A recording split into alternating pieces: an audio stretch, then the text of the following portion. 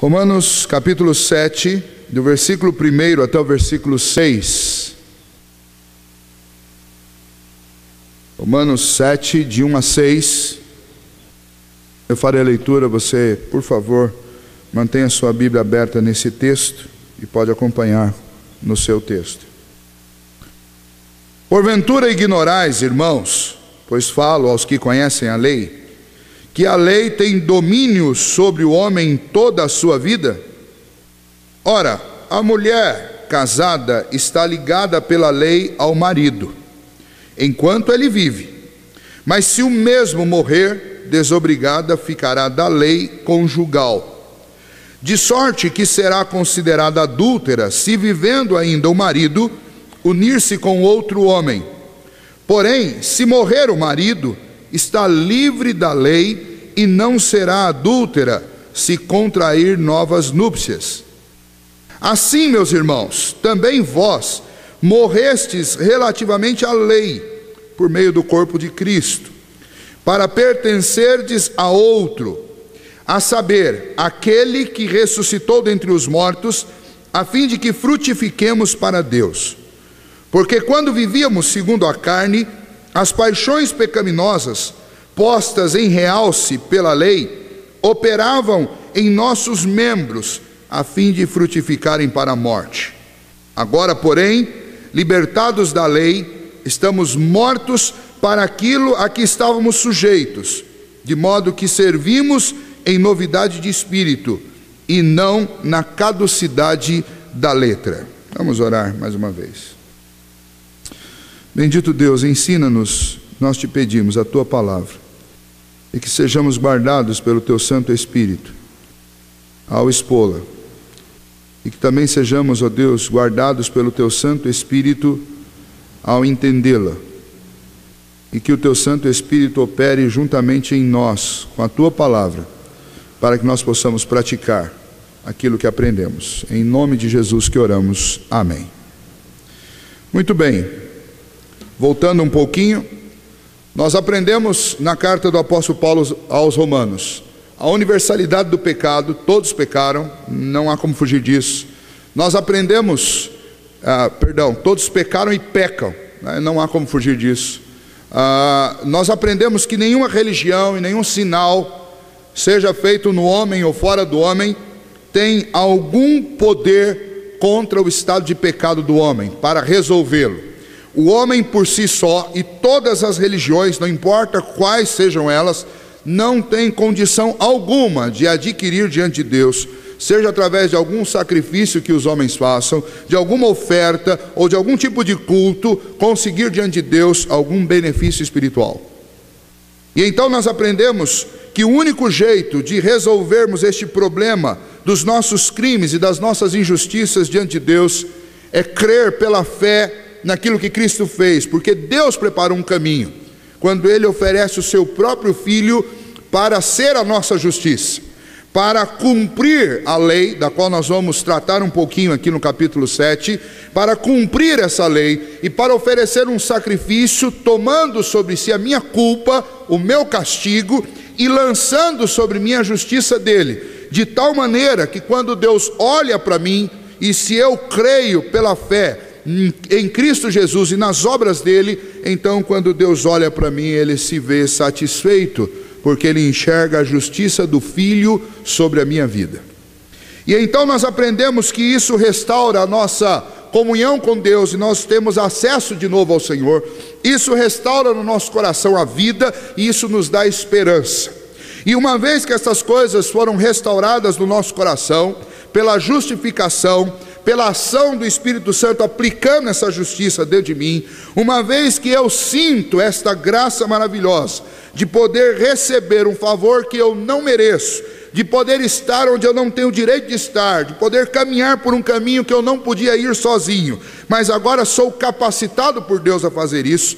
Então o capítulo 6 nos ensinou que agora nós estamos dentro de um processo de santificação, e é natural para um cristão que recebeu a justiça de Cristo, que está debaixo da graça, que ele se sinta livre das prisões da escravidão do pecado, para fazer aquilo que a sua nova vida lhe propõe, viver uma vida de santidade.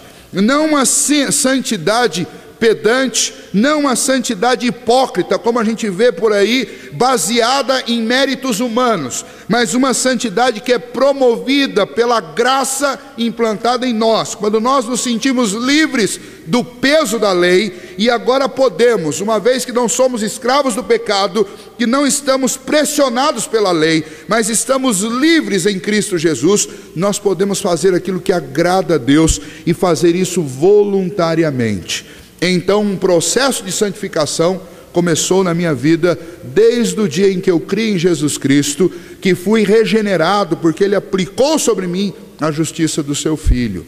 Então, quando chega no capítulo 7, o apóstolo Paulo, que estava escrevendo à igreja que estava em Roma, por vários motivos, entre muitos deles para apresentar qual era o evangelho que ele pregava, qual que era a mensagem que ele trazia, para também justificar um pedido que ele vai fazer no final, que a igreja de Roma se torne participante com ele num projeto missionário, porque ele queria levar o evangelho aos espanhóis. A Espanha não tinha recebido o evangelho ainda, e Paulo tinha um projeto de avançar até a Espanha, uma vez que em Roma já tinha uma igreja. Então ele apresenta este evangelho para que seja contundente na vida daqueles irmãos que estão em Roma e para que eles pudessem usar este evangelho, mas ele vai apresentar este evangelho para lá no final dizer para eles: agora eu preciso levar essa mensagem que vocês ouviram, creram, gostaram, aprenderam, eu preciso levar essa mensagem aos romanos. Ele já tinha pregado na Ásia Menor, não havia lugar onde mais semear o evangelho dentro do mundo pelo qual o apóstolo Paulo tinha viajado e tinha pregado, e agora ele queria ir à Espanha. E então ele escreve esse texto, e considerando que dentro da igreja romana havia judeus e gentios, ele não pode se furtar de tratar de assuntos como a lei, principalmente como a lei, porque os judeus tinham uma ligação muito estreita com essa lei, até porque eles foram os receptores da lei de Deus, e eles tinham alguma dificuldade nos dias de Paulo de compreender qual que era a relação daquela lei que eles receberam do Senhor lá no Sinai, as leis que ao longo dos séculos o Senhor foi trazendo e apresentando a eles. Eles tinham dificuldade de relacionar isso com a nova vida que eles tinham em Cristo Jesus. E então, capítulo 7, o apóstolo Paulo se dedica a fazer um tratado específico sobre a relação do cristão com esta lei.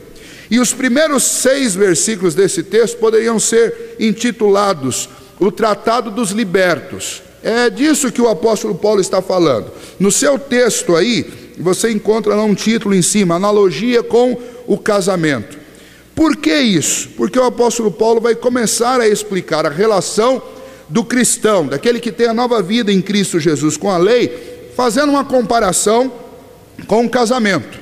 Ele vai dizer assim: olha, nós podemos ensinar a relação da lei com o cristão, lembrando do que acontece no casamento. Quando você casa com alguém, quando a mulher toma um marido, quando o marido toma uma esposa em casamento, os dois estão ligados pela lei conjugal.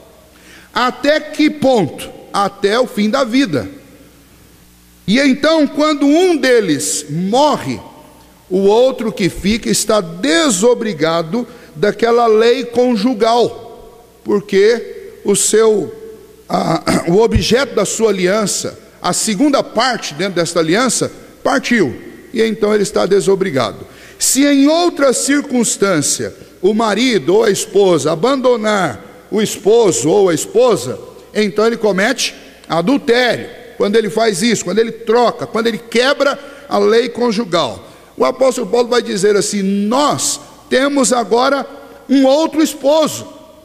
Por quê? Porque durante séculos e séculos nós estávamos casados com a lei, mas quando nós morremos com Cristo, daí ele volta lá naquela imagem do batismo. Lembram que nós falamos sempre sobre isso? O batismo significa morrer com Cristo e ressuscitar com Ele. Nesse sentido, o batismo feito lá pelos batistas, ele é mais teatral para simbolizar isso que acontece. Então alguém é enterrado com Cristo, morto com Cristo, depois ressurge para a nova vida. O apóstolo Paulo está retornando a isso novamente para dizer o seguinte: olha, para aqueles que morreram com Cristo, ou seja, aqueles que foram sepultados com Cristo, aconteceu uma morte nesse relacionamento. Neste casamento do homem com a lei, alguém morreu. E não foi a lei, porque ele deixa claro aqui, quem morreu? Fomos nós que morremos com Cristo. E então, se eu morri com Cristo, quando eu ressurjo com Cristo, eu estou livre desta obrigação com a lei. Se nós parássemos aqui, nós teríamos um belo convite à libertinagem. Nós teríamos um belo convite. É óbvio que não vai dar para expor aqui todo o capítulo. Nós vamos até o versículo 6. Mas o que Paulo nos ensina aqui é a primeira parte do assunto. E a primeira parte do assunto é que, debaixo da lei, no regime de aliança com Deus, através da lei, todo homem estava obrigado a cumprir esta lei. E o resultado disso foi terrível, porque a lei avultou os nossos desejos pecaminosos. A lei é como aquelas regras que você coloca dentro de casa para que o seu filho não faça uma coisa. Ele nunca pensou em fazer. No dia que você diz para ele não faça, nesse dia ele vai desejar com todas as suas forças fazer. Porque a lei despertou em nós o desejo de transgredir. Aquilo que já estava encalacrado dentro de nós veio à tona e se tornou insuportavelmente forte diante da lei. E então o apóstolo Paulo não está falando que a lei morreu. A lei não deixou de existir. Mas uma vez que eu morri com Cristo, o meu coração, a minha alma, a minha vida não está mais debaixo dessa mecânica onde eu sou achatado pela lei e a lei desperta em mim o desejo de pecar. Agora eu estou livre desse peso da lei. Eu saí desse relacionamento conjugal. Eu não estou em aliança com a lei. Eu não dependo da prática de obras para ter a minha salvação, porque nós vamos ver lá na frente, a minha aliança agora, eu estou dentro de um contexto da aliança da graça. Não é o meu cumprimento da lei, não são os meus méritos em relação a este cumprimento que me concedem um relacionamento saudável com Deus, mas foi o cumprimento de Cristo Jesus. Então, quando eu creio no que Cristo fez, eu sou sepultado com Cristo e eu ressurjo com Cristo, eu ressurjo livre deste peso da lei. E agora eu estou livre em Cristo Jesus, pois Ele é o novo noivo. Agora você entende. Todas as vezes que você leu a respeito de Jesus, ou ouviu alguém dizendo que Jesus é o noivo, né? Que a igreja é a noiva, talvez você nunca fez essa ligação, mas a ideia por trás desse tipo de nomenclatura é exatamente essa. Quem era o noivo anterior? Quem era o marido anterior? Era a lei. Agora em Cristo Jesus nós temos um novo relacionamento com Deus, e esse relacionamento está baseado na graça demonstrada por Deus a nós através de Cristo Jesus. Vamos ver alguns pontos que são tocados por este ensino de Paulo e essa doutrina. Duas questões vêm à tona, obviamente. A primeira delas é a aliança das obras e a segunda a aliança da graça, que eu já acabei falando sobre isso. O antigo casamento, aliança das obras. Quando começou este casamento? Você podia dizer assim, olha, começou lá no Sinai, quando Deus deu as leis. Não, não é possível ter começado lá, por quê? Porque pecado, o apóstolo Paulo já mostrou para nós, lá no capítulo 5, pecado gera morte. Só existe morte dentro da história humana por causa do pecado. E pecado, o conceito bíblico de pecado é que pecado é toda a transgressão da lei. Ora, se existe morte antes de Moisés, então já havia transgressão da lei antes de Moisés.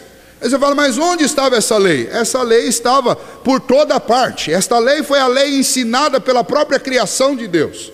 É a lei da qual todos nós nos encontramos indesculpáveis, porque encontramos o caráter de Deus através de tudo que foi criado. E se já não bastasse isso, lá no Éden, Deus estabeleceu uma lei para Adão. Ele disse, olha, de todas as árvores você poderá comer. Você vai gerenciar essa terra. Você vai cuidar dessa terra. Você vai crescer, vai multiplicar, vai se relacionar, vai encher essa terra. Uma coisa você não pode fazer. Você não pode comer da árvore do conhecimento do bem e do mal. Isto é lei.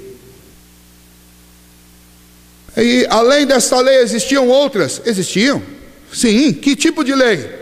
Logo depois da queda, você já encontra a descrição lá em Gênesis de Adão prestando adoração a Deus através de sacrifícios, e os filhos dele faziam isso. Por quê? Porque implícito dentro do coração do homem, escrito com uma caneta que ninguém pode apagar, está o senso da religião e o senso da adoração. Ninguém, por mais isolado que esteja no mundo, consegue viver sem dar culto a alguém, que deveria ser, obviamente, Deus. E nós trocamos, lembra dos pecados universais? Nós trocamos o Criador pela criatura. Esse é o pecado encalacrado em todos os homens que já nasceram, em todos que ainda vão nascer. Mas então algumas leis já existiam. A lei do culto, a lei da adoração, que é a semente da religião, a lei das obras, onde Deus estabelece o que eu posso e o que eu não posso fazer, e Ele diz: olha, se você fizer isso, você vai viver, mas se você não fizer isso, você vai morrer. Estas leis já existiam, mesmo antes de Moisés. E então a aliança das obras, ela foi estabelecida desde a criação. Aí você pode dizer assim: poxa pastor, como era triste viver nesse tempo onde não tinha graça. Olha, a aliança, seja ela das obras, ou seja ela a aliança da graça, de qualquer forma, quando nós pensamos na palavra aliança, e nós pensamos no relacionamento Deus e homem, já é graça, independente de ser das obras. Porque Deus poderia ter simplesmente criado e largado todo mundo aqui, ó, se vira negão, como a gente gosta de falar. Deus poderia ter simplesmente criado tudo, e Deus poderia ter dito assim: ó, não gostei, e aí desfeito tudo. O fato de Deus, desde o início da criação, já estabelecer uma regra, uma aliança, um pacto com o homem, isso significa graça, significa que Deus tinha uma preocupação com o nosso bem-estar, uma preocupação com a nossa comunhão com Ele, uma preocupação pela manutenção da vida. O problema foi que o pacto das obras, a aliança das obras, nunca conseguiu manter-nos longe do pecado. Não manteve Adão, porque Adão pecou. E depois dele, todo homem e mulher pecaram. Ninguém conseguiu, através da aliança das obras, conseguir alguma coisa. E o problema é que a lei, quando foi dada a Moisés, ela não só nos tornou ainda mais incapacitados, mas ela avultou o nosso pecado. Então, quando eu penso em aliança das obras, ou quando eu penso nesse velho casamento do qual Paulo está falando aqui, é um casamento que trouxe para nós grande tristeza. Porque as obras, e nós vamos ver o uso as leis, e nós vamos ver o uso das leis, elas produziram em nós um tipo de vida ainda mais pecaminosa do que aquele quando nós tínhamos pouquíssimas leis. E aí você tem uma matemática simples: quanto você quer produzir pecado, ou você quer produzir dentro da sua casa desobediências, crie muitas leis. Quanto mais leis você criar, mais desobediência você vai colher. E embora pareça ilógico isso, mas é fato. E qualquer pai e qualquer mãe pode dar exemplo disso. Quanto mais regras nós criamos, mais fácil fica tropeçar em alguma delas. Os fariseus e os hipócritas dos dias de Jesus faziam isso, e Jesus penalizava-os duramente por causa disso, porque eles colocavam um peso sobre os judeus daquela época que nem eles próprios davam conta de carregar. E aí o próprio Senhor Jesus ensina: não, vocês não devem ser demasiadamente santos. E santo aqui é a ideia de autojustiça, autossantidade. Pois bem, essa é a aliança das obras. Somente uma pessoa em toda a história humana foi capaz de cumprir essa aliança, e o nome dele é Jesus. Ele foi o único. Mesmo sendo ele o grande legislador da lei, mesmo sendo ele o Filho de Deus, mesmo sendo ele o Verbo encarnado, ele foi o único que cumpriu a lei. Ele resistiu não apenas 40 dias nas tentações do deserto, tentações que foram feitas a Jesus diretamente de Satanás. Ele não apenas resistiu a essas tentações, mas ele resistiu a todas as tentações da sua vida terrena, do primeiro dia ao último dia que ele esteve andando entre nós. Ele resistiu a todo tipo de tentação. A lei não foi para o Senhor Jesus como foi para nós. Ela não obrigou e não avultou o pecado em Jesus, porque Ele é santo. E mesmo estando sob as mesmas condições que nós estamos, ele foi capaz de resistir ao pecado, ele foi capaz de viver uma vida justa, ele foi capaz de obedecer, ele foi capaz de fundar para nós a salvação. A obediência do Senhor Jesus à lei e o cumprimento de Jesus da aliança das obras é o grande fundamento sobre o qual a nossa salvação está estabelecido. Então, o velho casamento você pode chamar de aliança das obras. E qual que é o novo casamento aqui? Mostrado pelo apóstolo Paulo como sendo a nossa nova vida em Cristo Jesus. É a aliança da graça. Aí você diz assim, o que é a aliança da graça? Normalmente a gente costuma dizer, a aliança da graça é aquela pela qual eu estou salvo, como o termo já diz, de graça. Não custou absolutamente nada e não custará para você e para mim, mas custou para Jesus Cristo. Duas obras Jesus realizou. Primeiro, ele cumpriu a aliança das obras, quando ele obedeceu em tudo. Segunda obra, uma vez que ele não tinha culpa e não precisava oferecer sacrifício por si mesmo, não havia condenação contra ele, não havia pagamento a ser realizado dele para com Deus, então ele pode usar a sua vida para oferecer um sacrifício no lugar meu e seu. Você vai dizer assim, olha, mas Jesus era só um, mas ele era homem e ele era também Deus. E sendo Deus infinito, ele poderia oferecer sacrifício por todos quantos o Pai quisesse que ele fizesse. E é o que nós vemos na palavra de Deus. A justificação pela fé, ela é para nós um ato gratuito da parte de Deus, mas ela não é gratuita por Cristo, porque Cristo teve que cumprir não só as obras da lei, mas ele teve que pagar por todas as nossas injustiças. Então, num entendimento mais estrito deste assunto, justificação, nós podemos dizer que a justificação é pela fé para nós, mas é pelas obras para Jesus Cristo, não para o aproveito dele próprio, mas para o nosso aproveitamento. Então, pela fé nós somos justificados, e Jesus Cristo nos justificou, não justificou ele próprio, porque ele não era injusto, mas Jesus Cristo nos justificou pelas obras que ele realizou, inclusive pelo seu sacrifício. Somos justificados pelas obras de Jesus, o qual sozinho manteve os termos da aliança das obras. Como ele morreu por nós, sendo nosso substituto de um modo vicário, o apóstolo vê aqui esta expressão que Lutero usa para descrever esta mensagem. O apóstolo vê aqui num sentido real, nós morrendo com ele, cada um de nós, para que nós também possamos ser ressurretos com ele e possamos desfrutar da salvação. O apóstolo Paulo descreve então o nosso novo casamento. Nosso velho casamento, aliança das obras. Nosso novo casamento, aliança da graça. É isso que está escrito aqui nos primeiros 6 versículos do capítulo 7. Agora, outras questões surgem aqui para nós antes de nós fazermos as aplicações disso para a nossa vida. Uma delas nós podemos aprender com o uso da lei feito por 2 grandes reformadores, Lutero e Calvino. E nesse sentido você vai ver que é melhor ser calvinista do que luterano. Brincando com vocês, obviamente. Mas veja, esses 2 homens tiveram entendimento e uma prática na sua própria vida do uso da lei de forma diferente. Os 2 não concordavam nesse assunto. Lutero, quando ele foi estudar, o pai dele queria que ele fosse um advogado, e ele entrou para a escola de direito, e foi isso que ele foi estudar, direito. O problema foi que Lutero era um sujeito que, alguns dizem hoje, alguns estudiosos de toda a literatura de Lutero, dizem que ele era um sujeito quase que psicótico, era um sujeito preocupado, ele estava sempre perturbado com alguma coisa.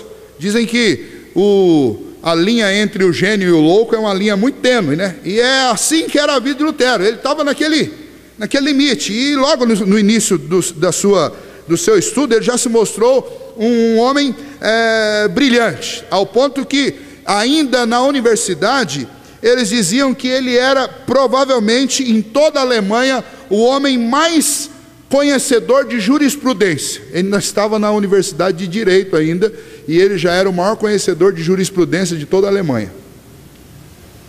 E numa noite, ele estava voltando para sua casa, andando a cavalo, e um raio caiu muito perto dele. E ele caiu e se lançou no chão, desesperado, achando que aquilo ia acertá-lo. Depois que o raio bateu, e ele faz uma oração, até na época ele faz uma oração a Santa Ana, né, pedindo que ela o livrasse. E a partir daí, ele assume um compromisso sacerdotal. Ele fala: eu não quero mais fazer direito.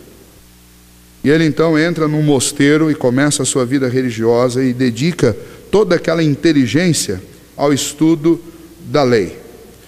E em todos os textos que relatam a vida de Lutero, diz que Lutero chegava todos os dias para fazer as suas confissões, e ele passava cerca de 1 hora e meia se confessando para um monge, para um padre. E depois de fazer essas confissões e receber lá a penitência e pagar a penitência que ele tinha que pagar, ele voltava para casa. Mas o texto, os historiadores dizem, especialmente aqueles que descreveram, estudaram muito profundamente a vida de Lutero, eles dizem que ele voltava para casa e antes de chegar em casa ele já estava em crise, porque ele começava a lembrar de pecados que ele tinha cometido e que ele não tinha confessado.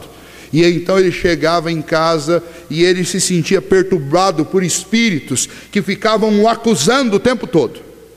Aí você pode entender como foi para Lutero descobrir Romanos capítulo 5, capítulo 6, como foi para Lutero ler Romanos. Ele vivia perturbado por causa do pecado. E então, mesmo depois que ele encontra a justiça de Cristo na carta aos Romanos, você encontra um Lutero, e em todos os seus escritos, especialmente nos livros e comentários que ele escreveu, você encontra um Lutero extremamente perturbado pelo peso do pecado. Então ele trata, e um dos assuntos mais tratados por Lutero é a justiça de Deus. Ele trata desse assunto e ele considera que a lei é para ele o maior identificador da sua injustiça. Então a relação que Lutero tinha com a lei é uma relação de denúncia. A lei sempre foi para Lutero aquilo que denunciava o seu pecado. Então a sua relação com a lei era uma relação terrível. Ele não conseguia viver bem, ele não conseguia lidar com isso de outra maneira senão ficando angustiado, contrito, e ele estava constantemente, 24 horas por dia, confessando os seus pecados, porque cada vez que ele olhava para um termo da lei de Deus, ele se via em angústia, por causa dos pecados, das falas, por causa dos pecados cometidos através dos seus pensamentos. Um dos livros do John Piper chama-se O Sorriso Escondido de Deus.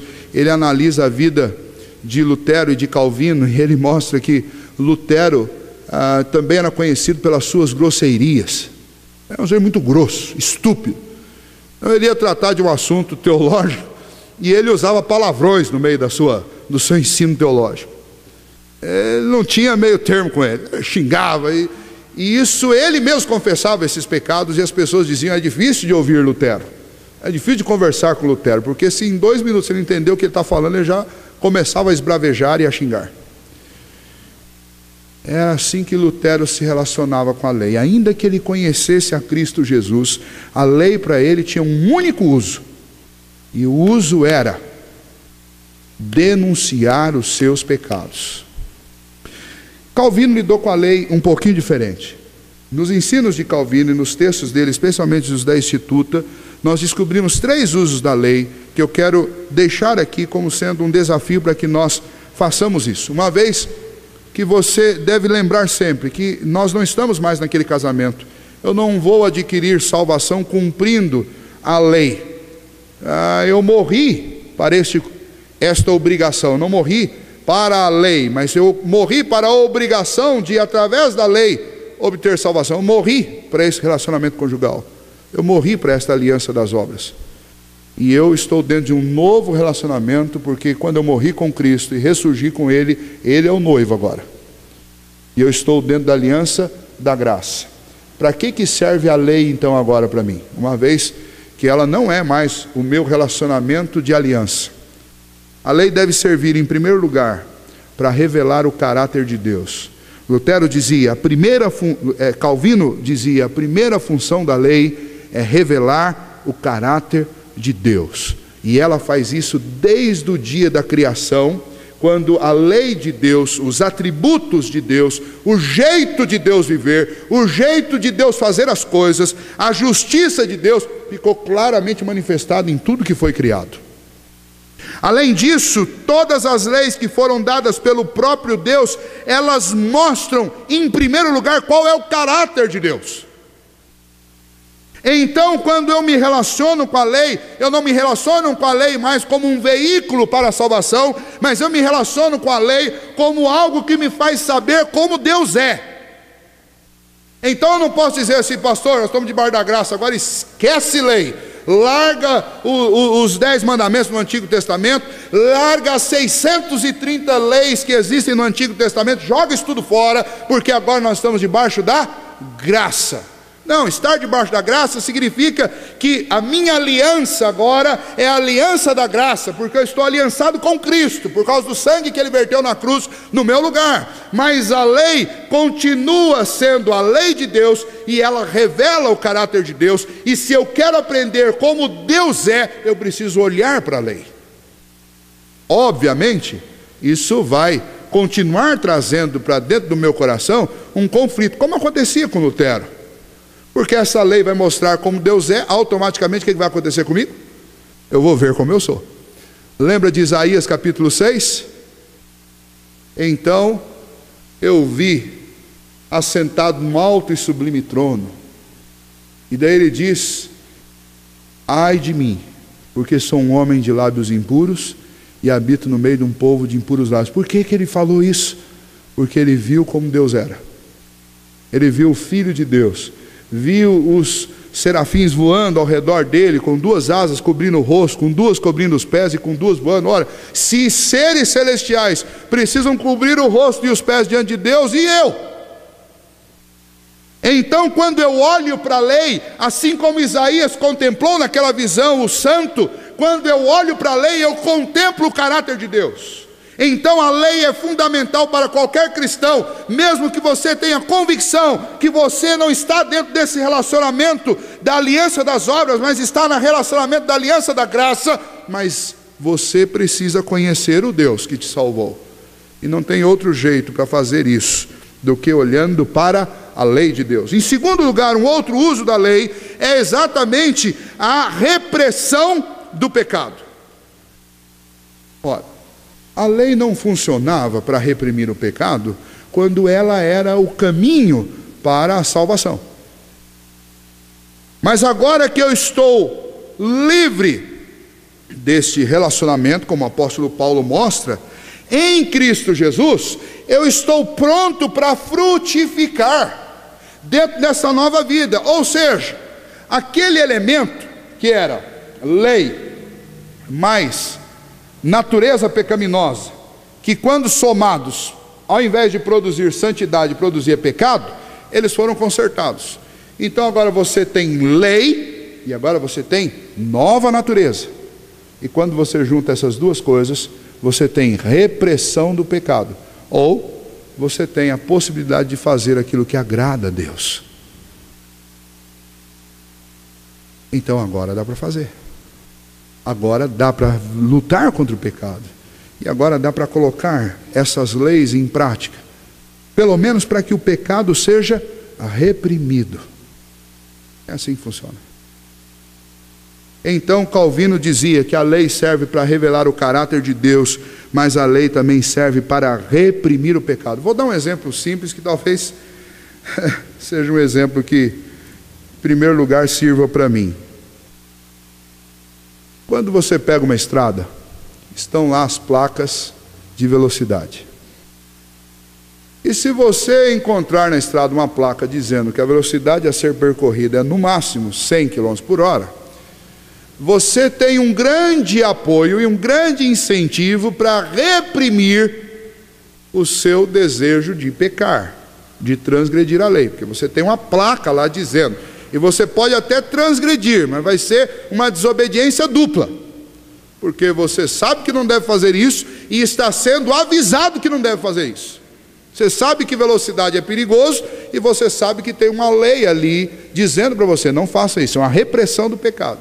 Agora, quando você pega uma estrada e você anda quilômetros e quilômetros e não vê nenhuma placa, o que acontece? Você soma o seu desejo de fazer algo perigoso, mas a ausência de uma lei, e aí você tem uma autorização para cometer o delito.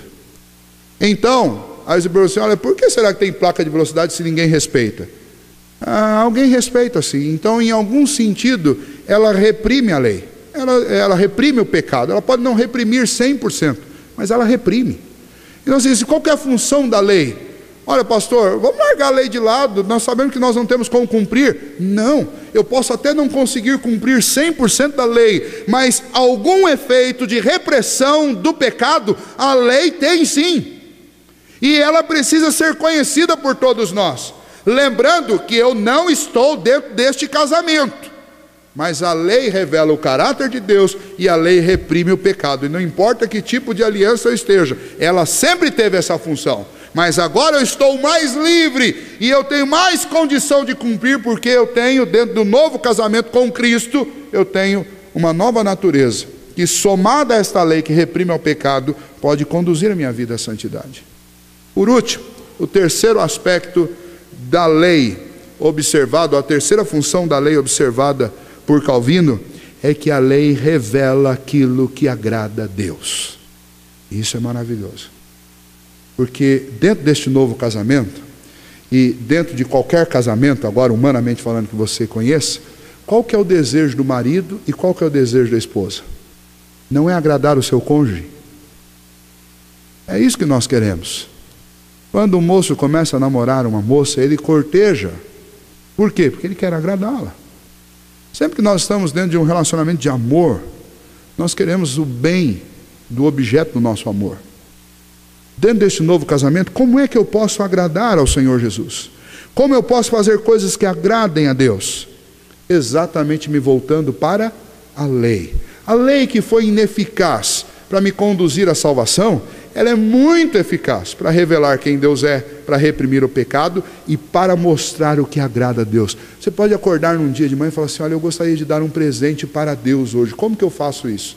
Você vai ter que abrir a Bíblia e você vai ter que buscar uma lei de Deus, para que você possa agradar o Senhor, porque a lei revela o que Deus gosta. A lei revela aquilo que Deus espera de mim, de você. A lei mostra aquilo que deixa o coração de Deus alegre. E então, se eu quero agradar a Deus, eu preciso conhecer a lei do Senhor. Então o apóstolo Paulo diz lá no versículo 6, agora porém, libertados da lei, ou seja, eu não sou um prisioneiro da lei, eu fui morto para este relacionamento, aquilo que eu estava sujeito, ou seja, a lei avultava o meu pecado e eu produzia pecado e pecado produzia a morte. Agora eu não estou mais morto no pecado, mas eu estou morto para este peso da lei e agora eu sirvo em novidade de espírito e não na caducidade da lei. Esta reforma foi total. A minha vida foi reformada, a minha vida foi mudada, e agora eu estou livre para fazer aquilo que agrada a Deus. E agora eu vou buscar a lei com um novo sentido. Eu vou buscar a lei não como um veículo, mas eu vou buscar a lei para que ela me revele Deus, para que ela reprima o meu pecado e para que ela me mostre aquilo que agrada o coração de Deus. Eu gostaria de encerrar dizendo para vocês que olhar para a lei de Deus saiu de moda.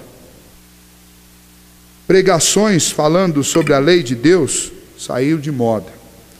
Pregar em Êxodo capítulo 20 saiu de moda. Ninguém quer saber mais disso. Eu quero dizer para vocês que falar sobre a graça, entre outras coisas, é falar da lei. Porque a lei mostrou nossa necessidade de graça.